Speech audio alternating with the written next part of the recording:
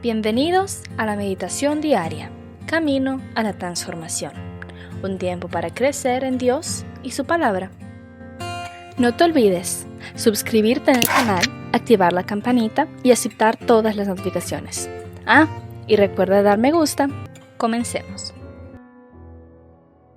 Hola, buenos días, bendiciones para todos a quienes nos escuchan en el mundo entero. Les saluda el pastor Carlos Martínez desde la ciudad de Montevideo, Uruguay. Hoy iniciamos la serie de devocionales denominado Mi papel dentro del plan de Dios.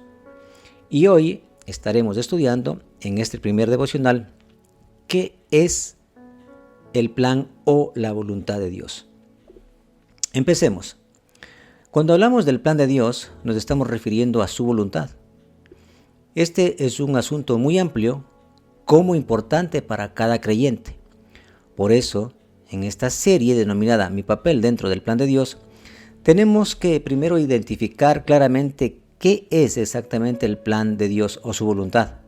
Podríamos empezar diciendo, por ejemplo, que su voluntad o sus planes son siempre buenos. Así lo dice Jeremías 29:11, en la versión NTV, dice la palabra de Dios: pues yo sé los planes que tengo para ustedes, dice el Señor, son planes para lo bueno y no para lo malo, para darles un futuro y una esperanza. Pero, ¿qué más es la voluntad de Dios? Y eso es lo que vamos a tratar de averiguar.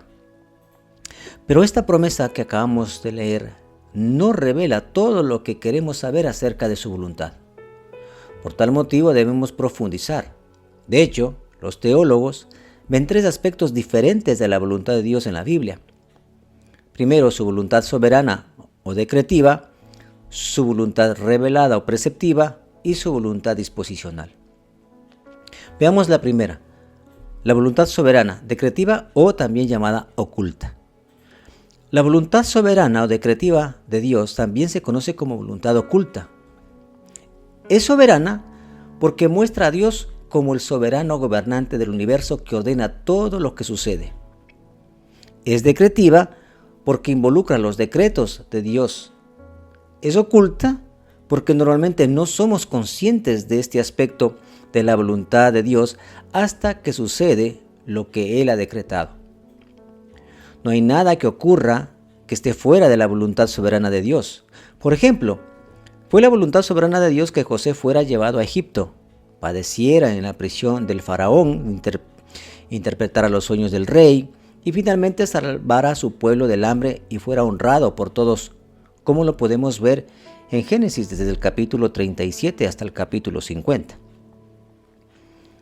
Pero al principio, José y sus hermanos ignoraban por completo la voluntad de Dios en estos asuntos.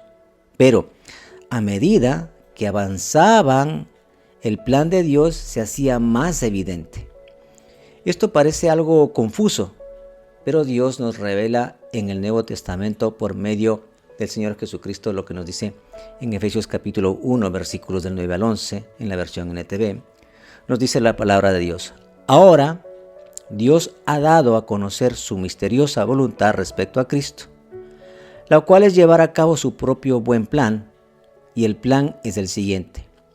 A su debido tiempo, Dios reunirá todas las cosas y las pondrá bajo la autoridad de Cristo, todas las cosas que están en el cielo y también las que están en la tierra. Es más, dado que estamos unidos a Cristo, hemos recibido una herencia de parte de Dios, porque Él nos eligió de antemano y hace que todas las cosas resulten de acuerdo con su plan. Qué hermoso pasaje bíblico. Por lo tanto, existe una voluntad soberana de Dios, que para nosotros nos es oculta hasta que ésta se manifiesta. También lo dice el Señor en Isaías capítulo 46, versículos del 9 al 10, dice la palabra de Dios: recuerden las cosas que hice en el pasado, pues solo yo soy Dios y no hay otro como yo. Solo yo puedo predecir el futuro antes que suceda. Todos mis planes se cumplirán porque yo hago todo lo que deseo.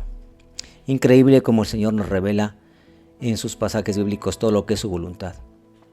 Dios tiene un plan para el universo, para su pueblo, y lo cumplirá independientemente de que si el mundo lo acepta o no ese plan. Adicionalmente, la voluntad soberana de Dios se divide en la voluntad soberana eficaz y la soberana permisiva.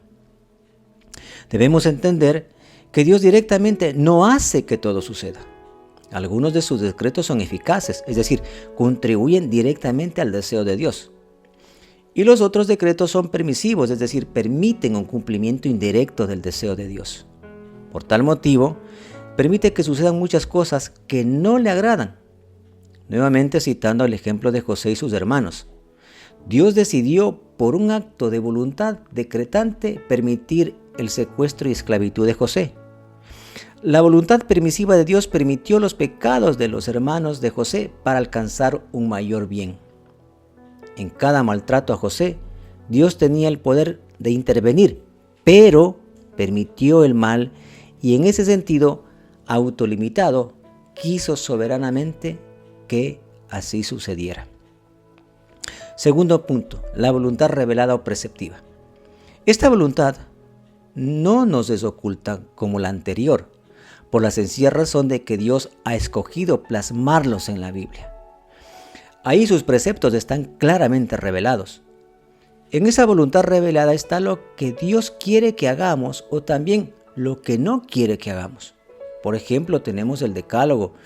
En esos mandamientos Dios nos dice que hagamos algo y también que evitemos hacer algo, como está en Éxodo capítulo 20, versículos del 1 al 17, que por cuestión de tiempo no lo vamos a leer. Y así sucede con todos sus mandamientos y preceptos. Tenemos que entender que estamos obligados a obedecer su voluntad preceptiva, pero por el libre albedrío que el Señor nos dio, lamentablemente podemos desobedecer, como el ejemplo de Adán y Eva. Lo podemos leer en los capítulos 1 y 2 del libro de Génesis.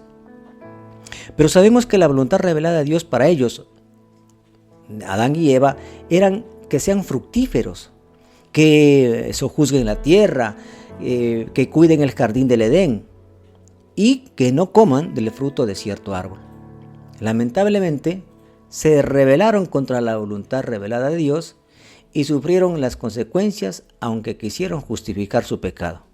Por eso, aunque intentemos justificar nuestro pecado, siempre sufriremos las consecuencias. Tercer punto importante, la voluntad disposicional. La voluntad disposicional de Dios tiene que ver con su actitud. Su voluntad disposicional es lo que le agrada o desagrada. Por ejemplo, Dios quiere que todos los hombres sean salvos y vengan al conocimiento de la verdad. Veamos qué dice, por ejemplo, 1 Timoteo capítulo 2, versículos del 1 al 4.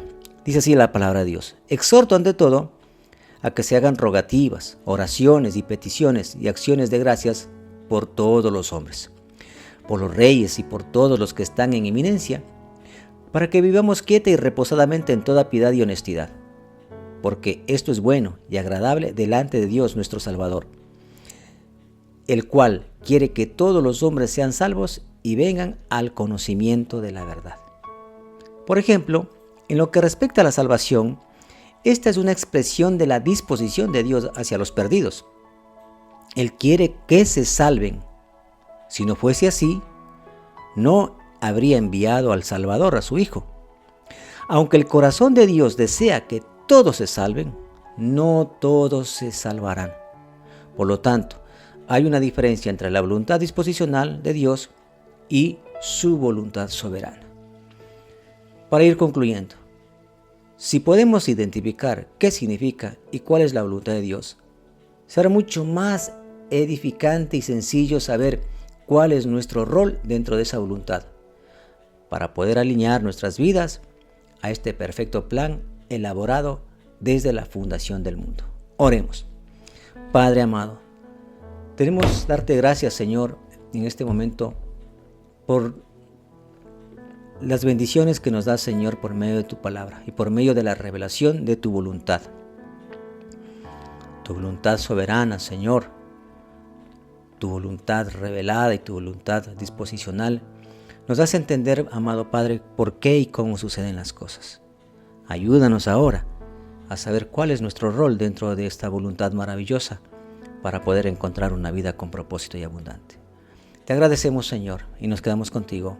En el nombre de tu Hijo amado Jesucristo te hemos orado. Amén. La palabra de Dios es viva y eficaz, y con certeza cumplirá su propósito en nuestras vidas. Por eso, no pierda mañana la oportunidad de juntos continuar por este camino a la transformación. Todos estos mensajes forman parte de la Iglesia Senti City Mundial. Entra en contacto con nosotros para pedir oración, contar testimonios o formar parte de nuestra iglesia. Hágalo a través de nuestras plataformas Facebook e Instagram, Senti City Mundial. Dios les bendiga.